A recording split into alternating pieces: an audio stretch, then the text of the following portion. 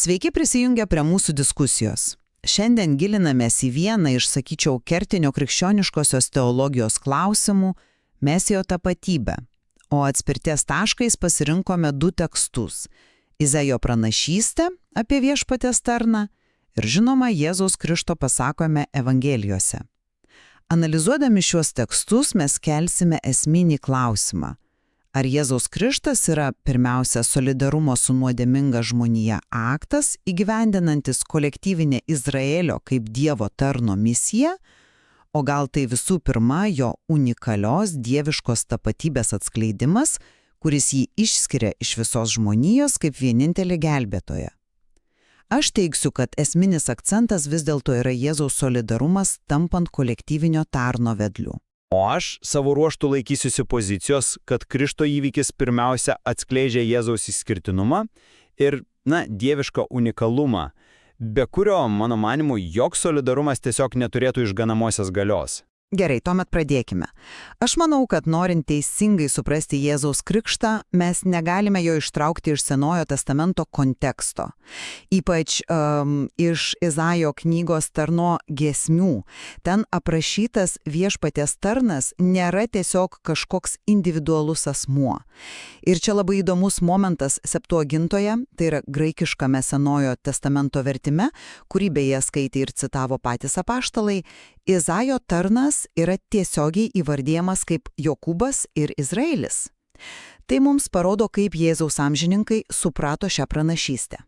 Ta prasme, ne apie vieną herojų, o apie visos tautos misiją būti šviesa pagonims. Tad kai Jėzus ateina prie Jordano ir atsistoja į nusidėjėlių eilę, jis sąmoningai susitapatina su šia tauta tarnu.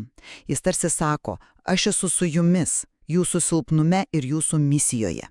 Jo veiksmas yra neatsiribojimas, o gilus radikalus solidarumas, parodantis, kad išganimas ateina per bendrystę, per visišką įsitraukimą į žmonijos likimą. Jis tampa šio kolektyvinio kūno, kaip čia pasakius, galva, vedliu, o ne atskiru herojumi. Suprantu, kur link suki ir sutinku, kad Senojo testamento fonas yra be galo svarbus, tikrai, bet man atrodo, kad pats Krikšto pasakymas Evangelijose perkelia akcentą būtent į Jėzaus unikalumą.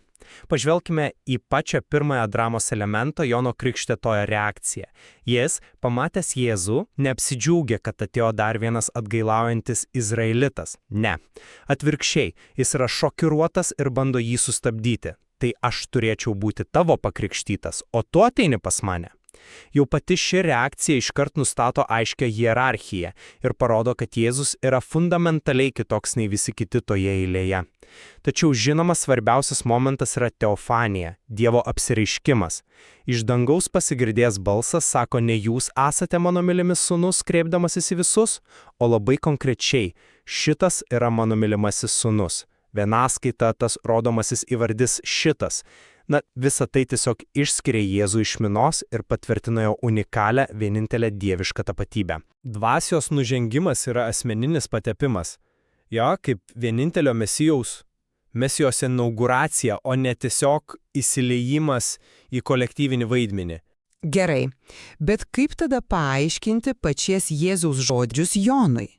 Kai Jonas bando jį sustabdyti, Jėzus atsako, palik tai dabar, nes mudviem dera įvykdyti visą teisumą. Ir tas žodis teisumas čia, žinokit, reiškia ne asmeninį moralinį tobulumą, juk Jėzus buvo be nuodėmės.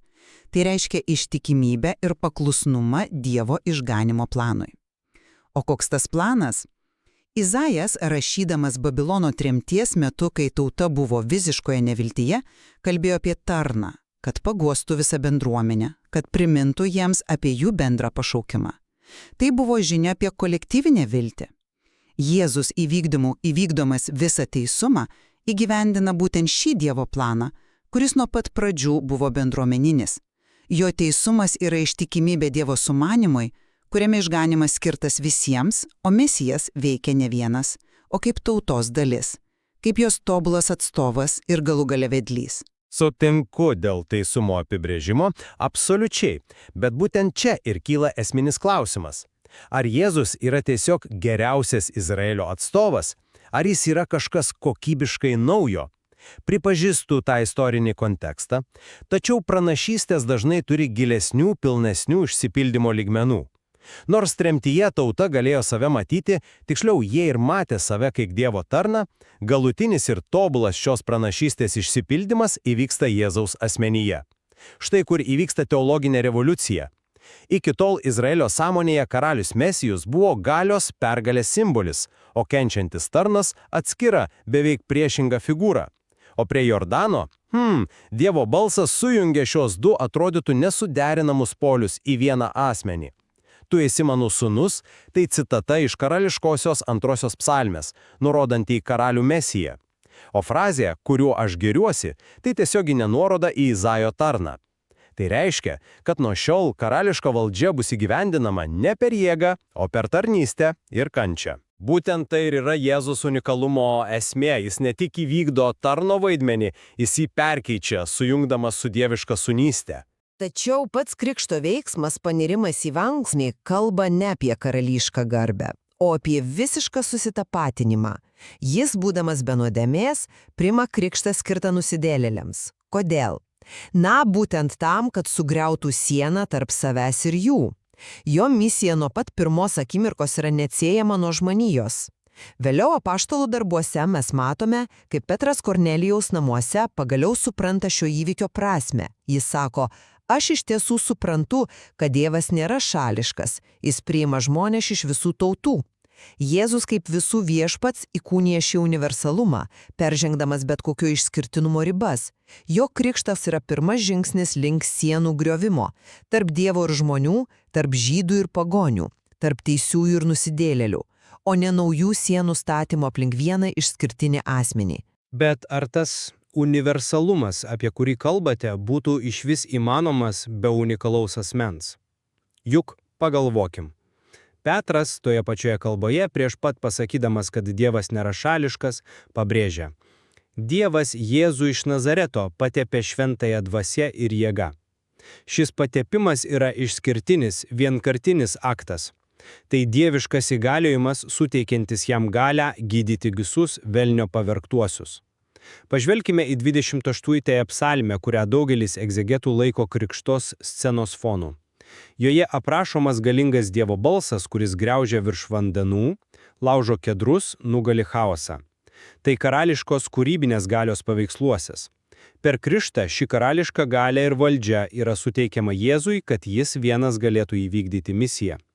Taip, solidarumas yra misijos tikslas, bet unikalus dieviškas įgaliojimas yra jos šaltinis. Be šio išskirtinumo jo solidarumas būtų tiesiog gražus gestas, bet neturėtų jokios išganomosios galios. Žiūrėkit, jūs minite 28 psalmę ir galingą Dievo balsą, bet ar Krikšto scenoje mes matome šią galę? Man atrodo, kad matome visiškai priešingą vaizdą. Jėzus neįsakinėja vandenims, jis pats paklūsta ir paneria jos. Į vandenis, kurie Sename testamente dažnai simbolizuoja chaosą, nuodėmę, net mirtį. Tai ne galios demonstravimas, o savęs atidavimas. Jis neparodo galios, kuri dominuoja virš vandenų, kaip aprašoma psalmėje, o pats pasineria kartu su visais. Jis susitapatina ne su dieviška galia, kuri valdo stichijas, o su silpna, pažeidžiama žmonija, kuri reikia išgelbėjimo. Prisiminkime, kaip Izaijas apibūdina tarną. Nulaužtos nendrės jis nenulauž, rusenančio daktio užgesins, tai ne jėgos nugalinčios chaoso, o švelnumo palaikančio silpnumo paveikslas. Jo misija prasideda ne nuo atstumo, o nuo visiškos pasinėrimo į žmogiškąją patirtį. Bet man atrodo, kad čia supriešinami dalykai, kurie yra tiesiog neatskiriami. Taip, tarno paveikslas yra kupina švelnumo, bet tas pats tarnas yra tas, kuris nustatys žemėje teisingumą ir kurio mokymų lauks tolimosios salos. O 28 psalmės viešpats, kurio balsas galingas, yra tas pats, kuris pabaigoje suteikia savo tautai jėgą ir laimina ją ramybę. Jėzaus Krikštas sujungia abu aspektus.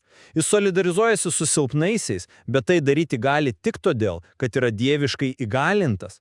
Jei jis būtų tik dar vienas silpnas žmogus eilėje, jo veiksmas būtų gražos, bet bejėgis. Būtent atviras dangus, nužengusi dvasia ir tėvo balsas suteikė jo solidarumo aktui išganamoje prasme. Tai nėra arba, tai yra ir. Jis yra tėvo mylimasis sūnus, todėl jis gali tapti tobulu tarnu. Jo unikalumas įgalina jo solidarumą. Manau, priartėjame prie esminio nesutarimo. Jūs akcentuojate įgaliojimą kaip prielaidą solidarumui. Aš sakyčiau, kad pats solidarumas yra įgaliojimo aktas.